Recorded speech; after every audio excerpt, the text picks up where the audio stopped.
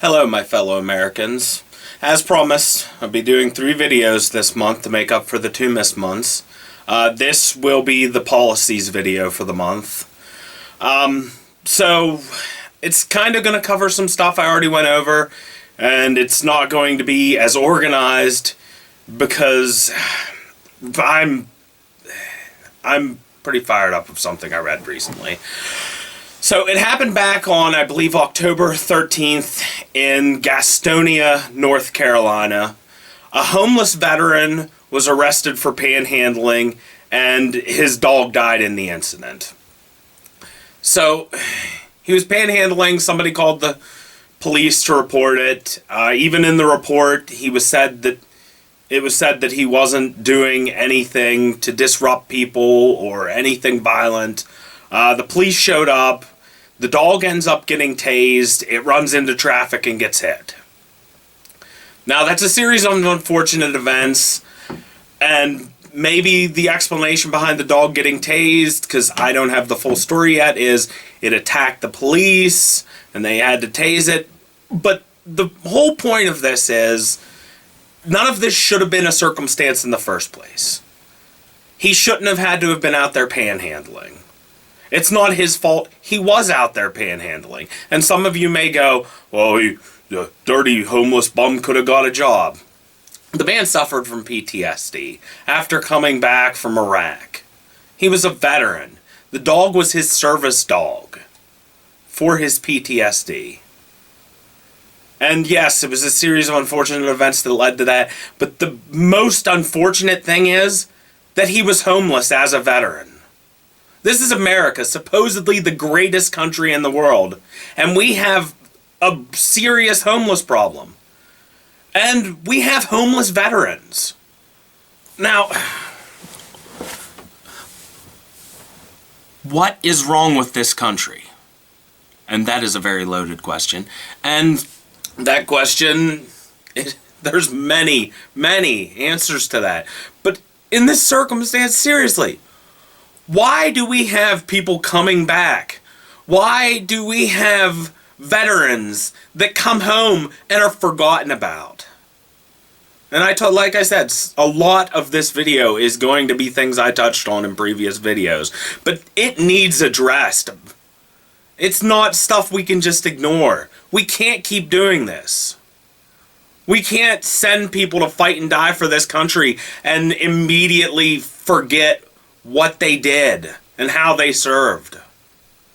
And whether or not you agree or disagree with whatever wars we might be tangled in, and no matter how you feel on it, if they're serving this country, they need to be treated with the respect they earned. They can't be brought back and just forgotten about. We can't throw them aside like used shoes. It's sickening. We can't keep doing this. It's not right to just use a person and disregard them like that. They go, they fight, they come back, they have things like PTSD going on. And instead of our country and our people making sure they're taken care of and they get the help and the counseling and the support they need, instead of seeing that they have a house and some kind of job, instead of making sure they're taken care of and they have something to come back to, we just leave them. They're thrown out. And that's not right. It's not right to do that to anybody. And a lot of people, and big issues with social programs in this country. You say social programs or anything that pulls out of taxpayer money and the word socialism gets brought up and it's a scare word. And I am far from a socialist, but social programs are something we absolutely need. And in this instance, social programs that take care of our veterans. Social programs that see that if they come back and they have PTSD or some kind of trauma, that there's somebody there to talk to them, to help them work through that. So they're not lost and abandoned, and they don't feel like they were forgotten about and disregarded by their country. We need social programs that ensure they have a home to go to. That man should not have been panhandling, not because it was illegal in his area, but because he should have been taken care of. He never should have had to panhandle. It never should have came to that. Never. If we're the greatest country in the world, why are we so shit about so many things? Why are so many different issues, problems in this country, but other first world nations have them under wraps? Have them taken care of? Other countries that are on the same economic level as us don't have issues we have. Why? If we're the greatest, why? I think if this country's the greatest, we need to stand up and start proving it. We can't continue to just yell, America's number one, without backing it up. Words are meaningless without actions, and this country has become spineless in its actions. It uses people, not just in this example of veterans, it uses the working class. It uses minorities. It uses veterans. The whole country has developed into take advantage of a person as much as you can, milk them for everything they have, and throw them out. And that needs to stop. So you can scream socialism, socialist, communism, communist. You can scream all that you want about me, but that's not what it is. I want to see that people are taken care of instead of taken advantage of. I want to see this country prove it's the greatest instead of just yell it because whoever says it the loudest has to be right. And as I said, this incident, and it's not the only time something like this has happened. There are incidents like this all across the country.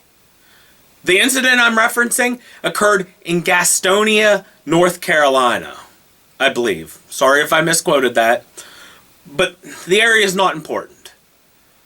That's not the only time something like this has happened. It's not the only time a homeless vet has been arrested or mistreated by the police. And going into it, no, the police don't necessarily know they're dealing with a veteran. They don't know that that person has PTSD. PTSD, pardon me. But that's no excuse. Something that was pointed out recently was things that are non-violent situation should maybe have respondents other than police.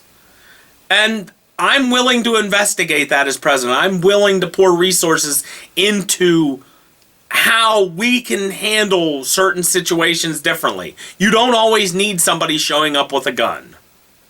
And yes, it's better to have something and not need it than need it and not have it. But not every circumstance calls for that. The panhandling homeless veteran, the panhandling homeless veteran with PTSD, that called for a lighter touch than officers just showing up and doing what they're so infamous for in this country. Even a good officer isn't necessarily going to handle it well. And that service dog, it probably sensed the threat to its master. The master it was loyal to, its friend, its owner. It probably sensed that, and if it did attack the police, that's probably why it reacted. Like I said, maybe that's what happened, why they tased the dog. But the important aspects of this is, now, not only is that man a homeless veteran with PTSD, but also his service dog, maybe his only friend in the world right now, is dead because of a circumstance that never should have came about. This country is disgusting. I love it with all of my heart. But it's disgusting what we let happen in this country. Things like this should never occur. And any politician, federal, state, or local, that allows things like this to occur on their watch, they're part of the problem.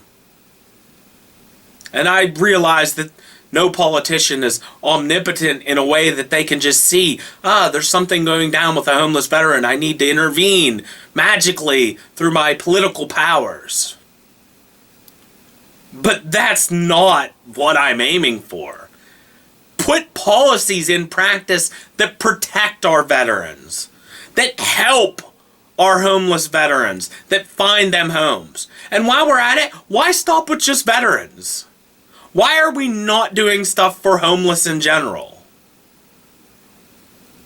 Not everybody who's in the circumstance they are in is because of their own poor choices.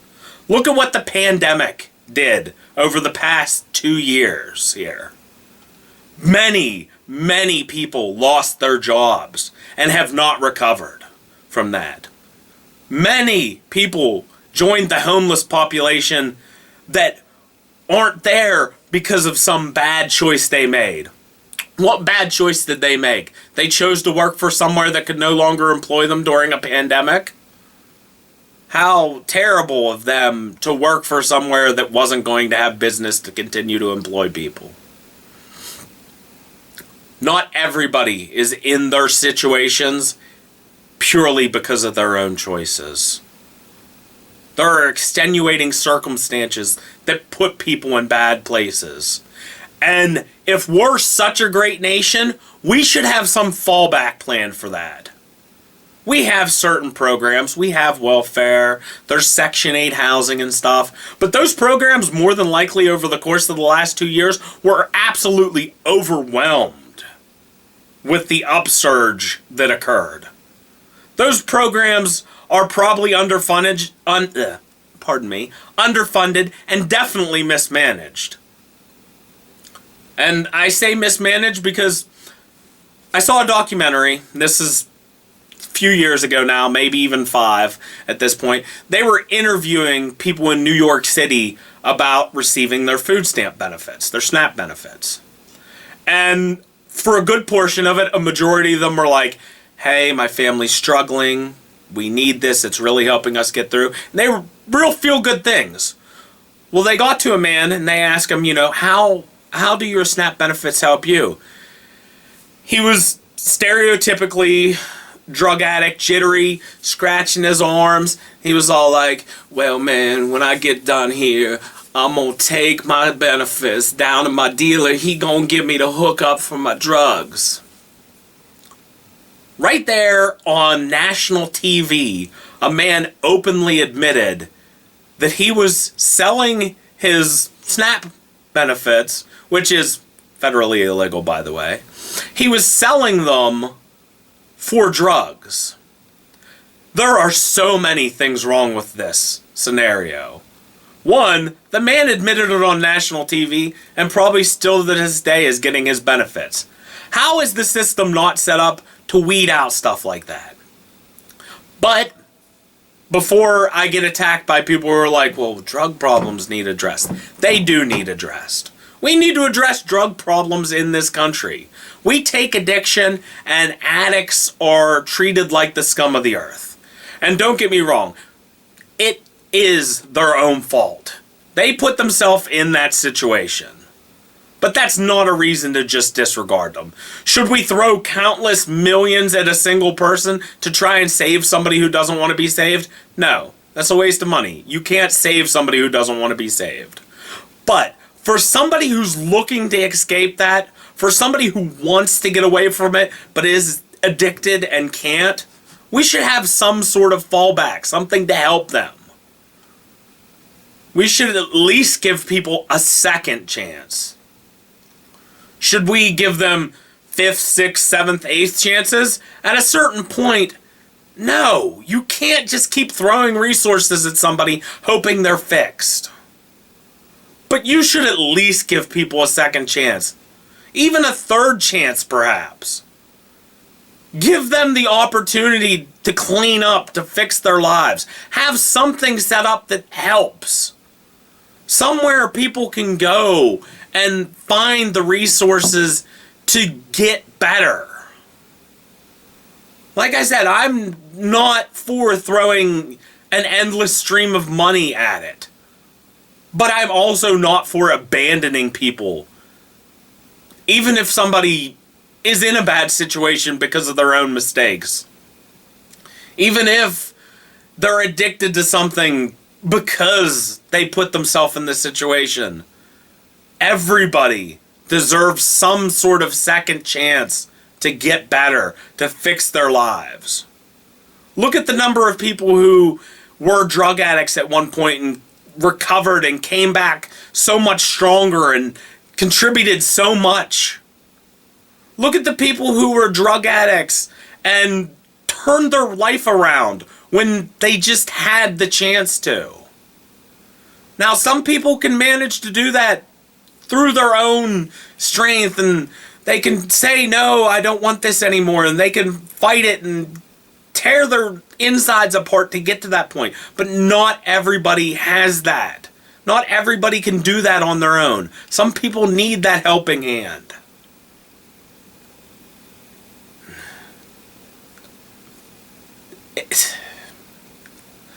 We need to help people in this country.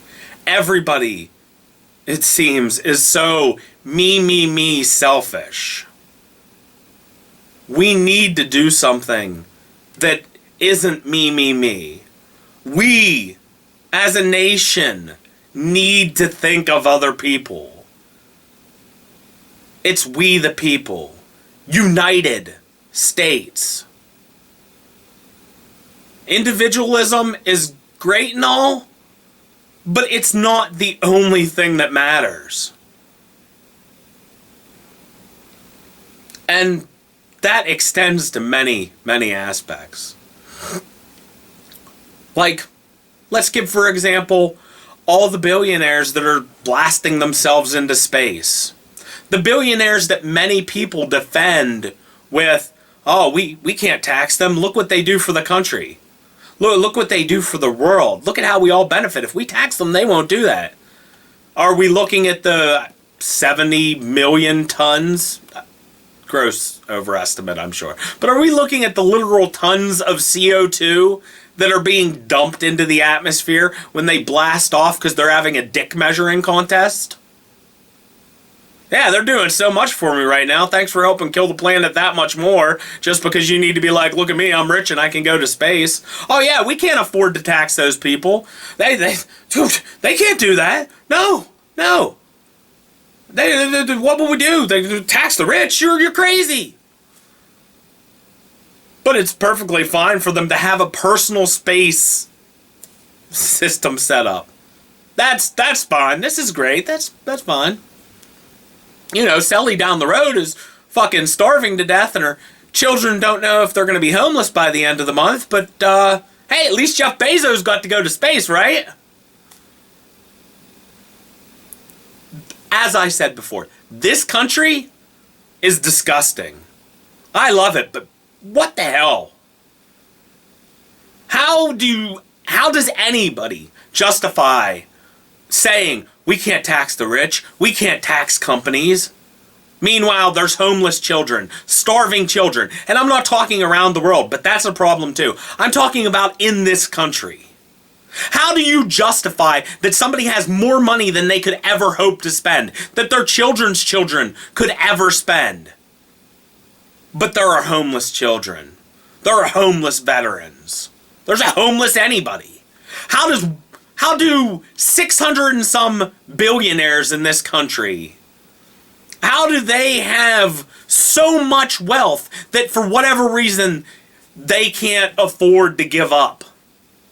What do they need it for? Oh no, how will I have a mini yacht for on my big yacht that I sail around, and take to my personal island? Oh no, I won't be able to afford my 5th mansion? And this extends even beyond the ridiculously rich. This extends to just the absurdly rich. How many politicians have multiple homes? And I can understand you're working out on a federal level. You're working out of Washington. You have somewhere you live in Washington and somewhere in your home state. But how many of them have those two homes, plus a vacation home here, plus somewhere they go to over here, plus this, plus that? I can at least justify a home in Washington and a home in their own state, but only for the purpose of, you know, what do you do when you're at home? What do you do when you're in D.C. if you don't have two places? I mean, stay in a fucking hotel. But I can at least give some justification to that. But everything, all the ridiculous money that is just thrown away in this country because, God forbid, we tax the rich. Oh, Jesus, don't tax corporations. How do we have working class people who are absolutely defending the very same people who shit on them? How do we have working class people who look at it and would rather watch their coworker starve than their boss go without another million? What is wrong with this country? I asked that question before, and it is a very, very deep question because there's so much wrong with this country. There's mentalities in this country that are counterintuitive. People who go against their own benefit because somehow they're trained into thinking we can't do stuff. We shouldn't do stuff. Oh, it's never been that way. Yeah, well, if you look back in history, a lot of things that have never been that way absolutely were that way at one point. We've just made a radical turn in the wrong direction in this country. We have stopped taxing corporations like we should. We have stopped taxing the rich. And you know why? Because most of those corporations and rich, they have their hand in the cookie jar. The politicians who are making the rules are in their pocket. So when you have people who are benefiting by letting the rich stay rich, they tend to let the rich stay rich. And you know what? I swear with everything, every fiber of my being, that if I get one thing done, it will be to weed out that corruption. A lot of the things I say on these campaign videos, I follow up with, this is what I want to do. And this is what I want to do. But this is absolutely what I will do.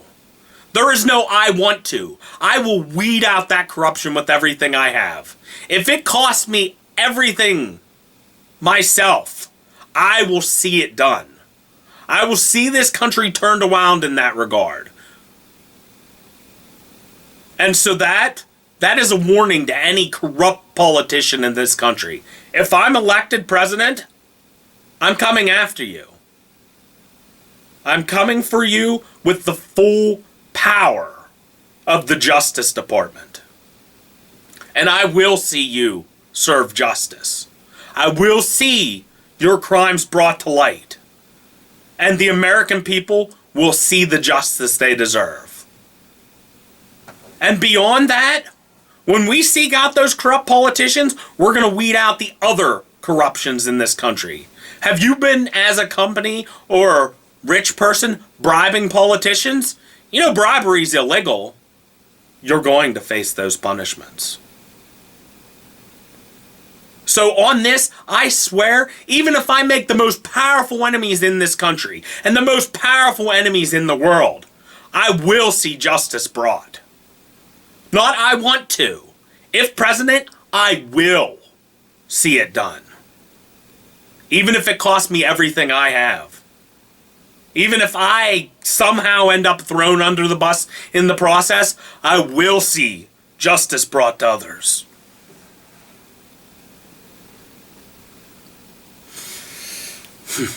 Moving along to other social things. Programs. It's the video today. Social programs. I just get distracted because I get fired up easy. Because everything drives me nuts how messed up our country is. We need to address social programs in so many things. So many regards. School. People were all like, we need to pay for college for everybody. You know there are nations that have otherwise military service or college mandatory. It's, you do one, you do the other, or, there's punishments. In this country, it's kind of like, serve the military, do college, go take a nap in a ditch, hang out with Sasquatch. Doesn't matter. America, you have the freedom to do anything. And I full well believe you should have the freedom to do that stuff. I mean, good luck finding Sasquatch, but more power to you if you find him, alright, bud? Getting sidetracked there. You should have the freedom to do that. But you should also have the freedom to go to college. And to that you're going to say, well, everybody can do that. Can they, though? Student loans, they rape people the rest of their lives. They ruin potentials. People that could succeed if they weren't held back from that just get destroyed by the fact that they can never pay those debts back sometimes. And now a lot of people look at it and they go, I don't want to be burdened by that. I can't afford to go to college. So is the option really there? I mean, is it? It is. Technically, yes. Technically, it is an option. Like, I can go to college and be in debt the rest of my life. Yeah, that's an option. I grew up in a poor family and I can't get any loans and be paying the rest of my life on a debt for schooling. I guess I can do that. Is that really an option? Anybody who says yes, yeah, technically you're correct. But I don't feel like that's an option. You're having people choose, like, eternal debt in order to potentially get somewhere. That's not an option. That's an ultimatum. You want to succeed in America? Get a college degree. But it's going to cost you the rest of your life.